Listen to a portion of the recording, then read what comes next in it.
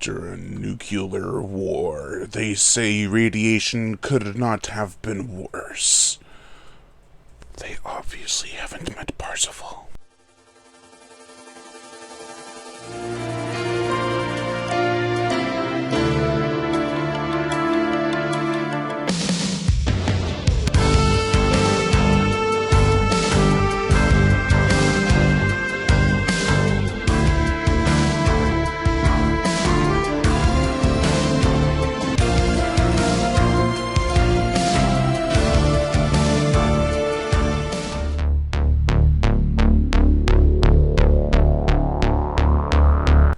"2019, after the fall of New York," or simply known as After the Fall of New York, which is a 1983 French-Italian co-production from director Sergio Martino, starring Michael Sofke, or Sofque, whatever you want to call him. Welcome to day one of Sergio Martino Week. I promise to have Scarecrow Week up sometime probably mid-January, maybe a little bit earlier, hopefully.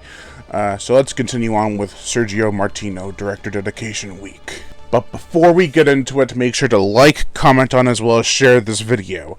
Like my Facebook fan page and support me on Patreon. Even $1 a month will help keep this channel going on strong, and I'd greatly appreciate it. Also, hit that notification bell, and as always, subscribe. Alright, let's get into this.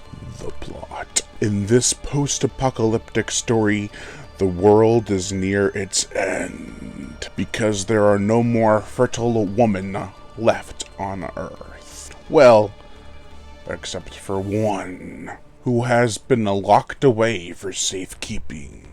Now a ragtag trio of manly men must attempt to track her down, while the Uraks keep getting in their way. This is a knockoff of Escape from New York, plain and simple, and yet it infuses elements from Planet of the Apes, and it even inspired a 2006 film based off a late 90s novel called Children of Men. I don't think the book was called that. I don't remember what it was called, but I think I'm joking. There are a couple similarities here. One being the plot. The other is that there's a similar painting scene in both films that is prominent. Naturally, the locations in this film look bombed out. Miniature sets are used to convey a destroyed New York City. And there's a bright, frozen environment that is apparently Alaska. Model Alaska, but still Alaska. The sets in this film could have looked incredibly hokey, but the lighting and mood, which is also made up by the atmospheric music, definitely add an isolated yet beautiful feel to the as-depicted wasteland. While it does look eerie and foreboding, from the dilapidated buildings to the grime-covered streets, the citizens of this post-apocalyptic world are equally interesting to look at. The first ones we get to see are covered in scabs and scars. From there we see even more mutants from a lost civilization. There's the, well, healthy one, who looks just like a young Daryl Hannah, in my opinion. I don't know why, maybe not. I could be wrong. Her name is Giara, played by Valentine Monnier. She also plays a monster shark. There's also dwarfs, one named Shorty, who, oddly enough, looks a lot like a tiny Oliver Platt. And I'm not saying that because I heard it in other reviews. When I watched it before seeing any reviews, I was like, that's a tiny Oliver Platt. There's also ape-like men, one played by the glorious George Eastman. Parsifal's two side companions are awesome as well. They each have their time to shine and are not just cast aside. First off, we get Bronx, played by Paulo Maria Scalandro, who lost his family in New York. They don't gloss over this either. They flat out tell you, and once they reach the city, you can see his face. It's like, this is personal. And the tears in his eyes are not really prominent, but you can see his eyes beginning to water, as he is obviously reliving the horrible event he had to endure. It's a very quick shot of him just going, but it's powerful regardless. his hatred for the Uraks intensifies when they begin to torture him. He is a very noble character, tough, and would gladly fight for his friends and his country, whatever's left of it. Ratchet, played by Romano Pupo from The Great Alligator from 1979, which is another movie I'm going to be reviewing this week, as well as The Last Shark.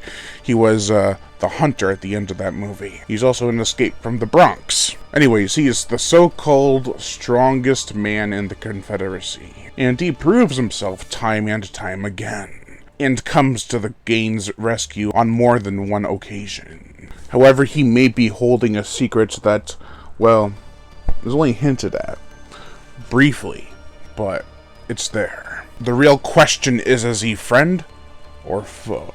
On another note, I like Ratchet's wardrobe and even body structure. He is hard-faced and just looks like he wants to kick butt. He looks way cooler than Bronx, who looks just like an average middle-aged guy. Our bad folk in this film are the Uraks, who are all healthy-looking individuals, but devious nevertheless. That does lead me to an issue I have with this movie. Why are they trying to stop Parsifal from bringing the last fertile woman on Earth to help with the repopulation of the human race? Wouldn't they want to help humanity instead of screw with it? I mean, eventually they're just gonna all die and they won't have a legacy to pass on. I guess it's just dumb villains making idiotic decisions. Michael Sofke from Monster Shark Blast Fighter is awesome as Parsifal, even though his name is less than to be desired. He's quite the, I guess, energetic character for the most part. I love that he isn't invincible. He can and does get hurt to an extent, but a little bit more than everyone else. He's also getting captured a lot, and his monotone performance, which he was dubbed over, but still, he still looks the part. Okay, his character kind of sucks, but he looks cool. I just want to gush about the miniatures in this movie, but I think I've covered them enough. I'll talk about some other worthwhile sequences and makeup effects starting now. Or continuing now. Get it right. The gore, the effects. We get a bloody spike impaling, an axe chopped into one's head, eyes plucked out, an exploded head via gunshot, several heads chopped off by a drive-by sword attack, some other bloody gunshot wounds, sliced out guts, and some more. It's quite the little gore fest, and on top of it all, it's competently made. Getting back to the miniatures for a minute, they really are top-notch for such a low-budget film. I've heard this cost around $700,000 to $1 million, I think. Which, if you didn't know, was a lot for a film back then, let alone an Italian one. They had a lot of confidence in this motion picture, is what I'm trying to say. The motion picture soundtrack, Guido De Angelis and Maurizio De Angelis, aka the Oliver Onions team, for some reason, I don't know. They're called that. Do amazing work at creating atmospheric music for such a low-budget venture. I love it. Cozy in tone, the score never ceases to amaze me. It almost lulls you into a trance. It's that beautiful. Even the action scenes are interesting sounding.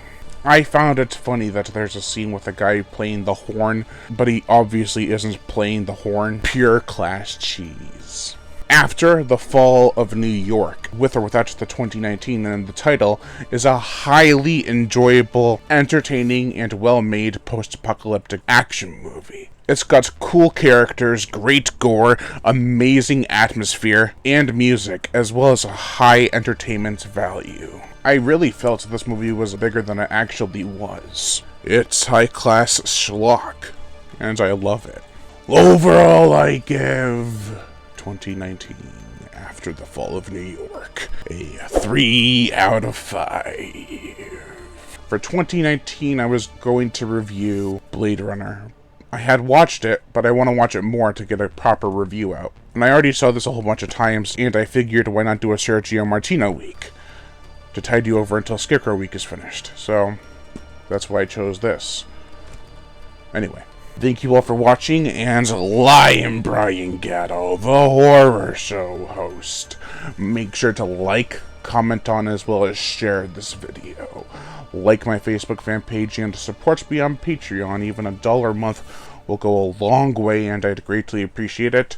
Also, hit that notification bell, and as always, subscribe.